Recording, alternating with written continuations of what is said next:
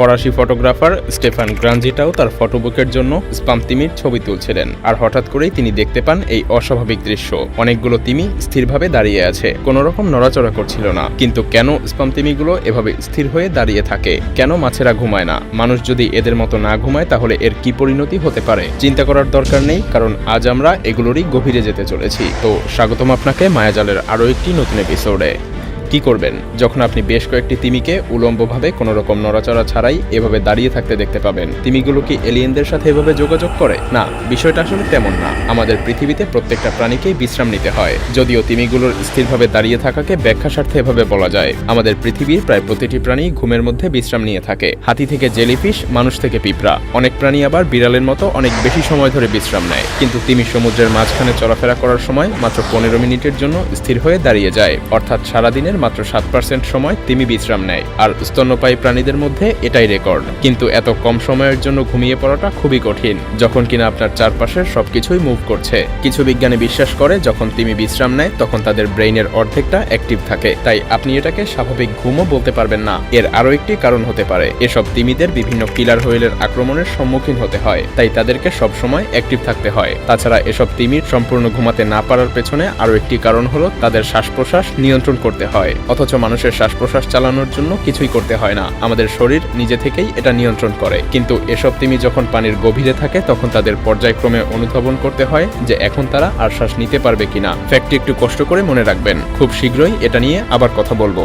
আমরা হয়তো অনেকেই জানি না তিমি শুধু তাদের শ্বাস প্রশ্বাসই নিয়ন্ত্রণ করে না, বিভিন্ন অঙ্গে অক্সিজেন সাপ্লাইয়ের কাজটিও তিমি নিজে থেকেই নিয়ন্ত্রণ করে। উদাহরণস্বরূপ বলা যায়, তিমি যখন তাদের ব্রেইন এবং পাখনা ব্যবহার করতে থাকে তখনই কেবল সব অঙ্গে অক্সিজেন সাপ্লাই হয়ে থাকে। কারণ কেন পেটে অক্সিজেন সাপ্লাই করতে হবে যখন হজম প্রক্রিয়া সচল রাখার জন্য পেটে কিছুই থাকে না? মূলত এভাবেই তিমি অতিরিক্ত অক্সিজেন সংরক্ষণ করে রাখে। বাহ্যিক কোনো আক্রমণ থেকে রক্ষা পাওয়ার জন্য এসব প্রাণীরা কি করে? বেশিরভাগ প্রাণীগুলো পানির গভীরে চলে যায়, কিন্তু তিমি পানির গভীরে যেতে পারে না, কারণ শ্বাস প্রশ্বাস নেওয়ার জন্য তাদের পানির উপরিভাগেই থাকতে হয়। আর পানির উপরিভাগে স্পার্ম তিমিগুলোর অন্যতম শত্রু হলো গ্রেট হোয়াইট শার্ক এবং ওরকা হোয়েল। তবে স্পার্ম তিমিগুলোর খুব দ্রুত নিজেকে জাগ্রত করার ক্ষমতাই তাদেরকে এসব বিপদ থেকে রক্ষা করে থাকে। যদিও বিশাল আকারের প্রাণীগুলোর জন্য অন্যের খাদ্যে পরিণত না হতে পালানোটা বেশ লজ্জাজনক। তাছাড়া এসব প্রাণীগুলো পানির একদম উপরে উঠেও খুব বেশিক্ষণ থাকতে পারে না, আবার সমুদ্রের অতল গভীরেও প্রবেশ করতে পারে না। স্পার্ম তিমিদের আরও একটি বিষয় নিজেদেরকে নিয়ন্ত্রণ করতে হয়, আর তা হলো শরীরের তাপমাত্রা। প্রথমেই বলেছি, স্পার্ম তিমিদের দ্রুত শ্বাস নেওয়ার জন্য কিছুক্ষণ পরপর পানির উপরিভাগে উঠে আসতে হয়। আমরা হয়তো অনেকেই তিমিদেরকে এভাবে শ্বাস নিতে দেখেছি।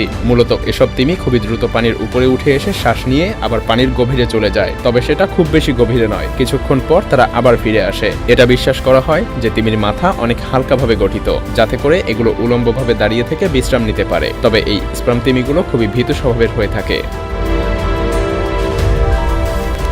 এখন চলুন সমুদ্রের বাকি প্রাণীগুলোকে নিয়ে কিছুটা আলোচনা করা যাক। স্তন্যপায়ী প্রাণী নয়, এবার আমরা কথা বলবো মাছের ঘুম নিয়ে। আচ্ছা, মাছেরা কি ঘুমাতে পারে? চোখ বন্ধ করতে পারে? বিশ্রাম নিতে পারে? এর উত্তর হলো না, কারণ মাছের চোখে কোনো পাপড়ি থাকে না। এটা শুধুমাত্র চোখের গঠনের জন্যই নয়। যেমন মানুষের ক্ষেত্রে ঘুমানোর সময় ব্রেইনের কিছু অংশ কম সজাগ হয়ে যায়, বিশেষ করে নিওকর্টেক্স। আর মাছের ক্ষেত্রে এই নিওকর্টেক্সের কোনো অস্তিত্বই নেই, যার অর্থ মাছের ঘুমও আলাদা প্রকারেরই হবে। মাছেদের বিশ্রাম নেওয়ার সময় এদের প্রজাতির উপরে নির্ভর করে, সেই সাথে আশেপাশের আরও কিছু অবস্থার উপরে এটা নির্ভরশীল। যেমন মাইগ্রেশনের সময় কোনো প্রজাতির মাছই বিন্দুমাত্র বিশ্রাম নেওয়ারও চেষ্টা করে না। যদিও মাছের বিশ্রাম নেওয়াটা সাধারণ অর্থে ঘুম বলা হলেও প্রকৃতভাবে এটা ঘুম নয়। মাছেরা কেন ঘুমায় না বা ঘুমাতে পারে না তার সঠিক উত্তর বিজ্ঞানীরা এখনো খুঁজে বের করতে পারেনি, কারণ অসংখ্য প্রজাতি, বিভিন্ন রকম পরিবেশ যা মাছের ঘুম নিয়ে গবেষণা করাটা বেশ কঠিন করে তোলে। অনেক ক্ষেত্রে আমরা বিভিন্ন প্রজাতির মাছগুলোর বিশ্রাম নেওয়াটাকে ঘুম মনে করে থাকি। যেমন কিছু প্রজাতির মাছ বালির মধ্যে বিশ্রাম নেওয়ার জন্য গর্ত করে, আর এর আরও একটি কারণ শিকারী প্রাণীদের থেকে রক্ষা পাওয়া, যাকে অনেকেই ঘুম মনে করে থাকে। কিছু কোরাল ফিশ প্রবাল প্রাচীরের মধ্যে আটকে থাকে যাতে স্রোতে ভেসে না যায়, আর এটাকেও অনেকে ঘুম মনে করে থাকে।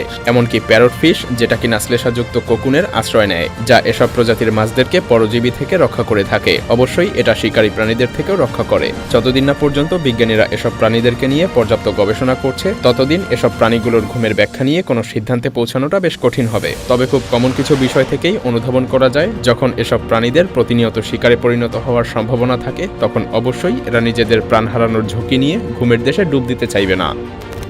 কিন্তু মানুষ যদি না ঘুমায় তাহলে এর কি পরিণতি হবে? অবশ্যই ভালো কিছু ঘটবে না। যেমন একজন মানুষকে কমপক্ষে 6 থেকে 7 ঘন্টা ঘুমানো উচিত। যদি আপনি পর্যাপ্ত পরিমাণে না ঘুমান তাহলে ধীরে ধীরে আপনি আপনার ফোকাস হারাতে শুরু করবেন, আপনার মুড চেঞ্জ হয়ে যাবে, ঘটমান কোনো কিছুর উপর দ্রুত প্রতিক্রিয়া করাটা অনেক কঠিন হয়ে যাবে। আপনি যদি পর্যায়ক্রমে ঘুমের অভাবে ভুগতে থাকেন তাহলে এর ফলে আপনাকে ভয়ঙ্কর কিছুর জন্য প্রস্তুতি নিতে হবে। যেমন অপর্যাপ্ত ঘুমের কারণে রয়েছে স্থূলতার ঝুঁকি, ডায়াবেটিস, স্ট্রোক, উচ্চ রক্তচাপ, হৃদরোগ, দুর্বল মানসিক স্বাস্থ্য এবং পরিশেষে খুবই দ্রুত মৃত্যুর কাছাকাছি পৌঁছে যাবেন।